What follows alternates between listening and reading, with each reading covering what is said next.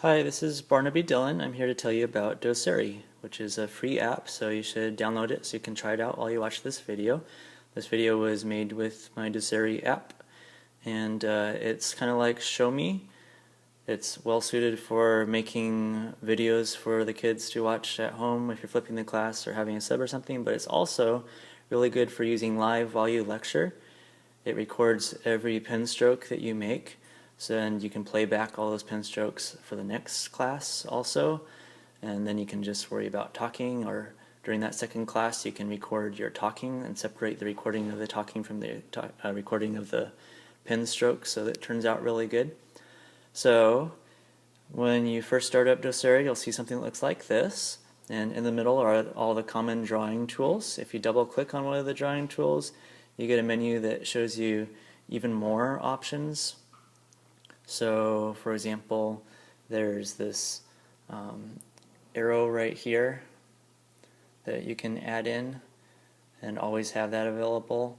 And then these tools are also very useful. The first one on the left there's that arrow I was talking about, is the background color. So I selected white here and it gets rid of that frame.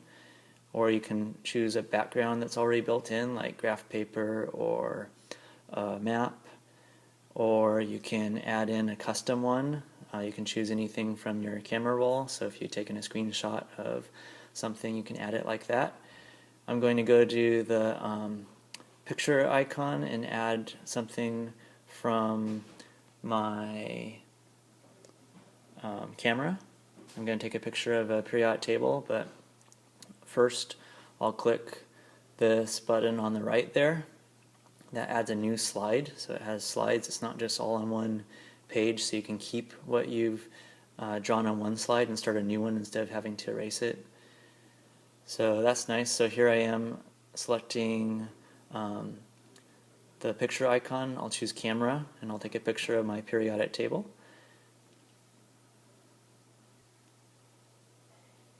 So for example, here's how I would use this program live. I would start with a periodic table and I would tell my students about how it's divided into two parts. You have the metals on the left and you have the nonmetals on the right. In between you have the metalloids, and there's 6 of them, and there they are. And this group, there's the really reactive nonmetals, is called the halogens.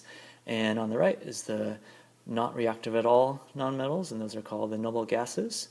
And you might have noticed that I was able to write what probably looked to you really fast and fairly neatly on my iPad screen with my stylus, and that's because this is actually a, I don't know what to call it, it's not a video, but this is a recording of all my pen strokes that I actually recorded live during a class.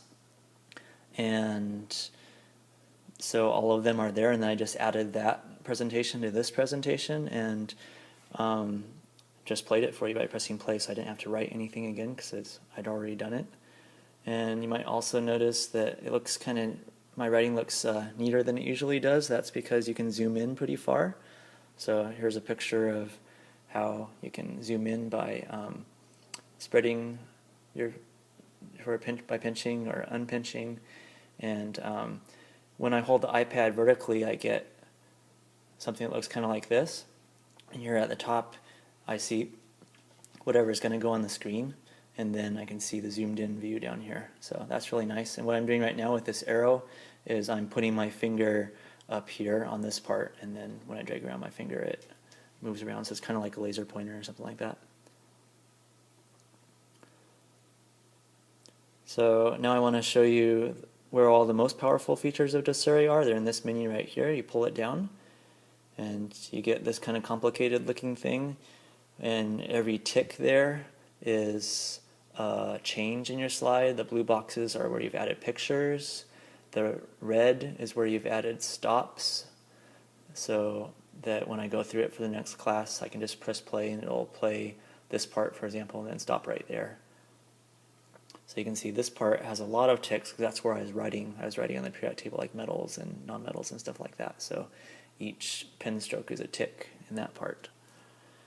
So I can grab this box right there, and drag it back and forth, and it'll go through the entire presentation. So that's a way to find stuff easily, and that also gives you an idea of what the ticks mean. So I'll do that right now. I'll just drag back and forth for you. So I'm going towards the beginning of the presentation. There's the beginning, and then going back, sliding to the right again. And these buttons right there, the left and right stop ones, just let you move one click at a time through your presentation, so kind of like a fine tuning. When you find something you want to change anywhere in the presentation, you can just click there if you want to take out that last pen stroke or whatever it was, whatever the change was, or you can just add something right in. And so you can change your notes year to year, for example, add something in the middle of your lecture. This part here allows you to control how fast it plays through your pen strokes, so it can look like it's writing slower or faster.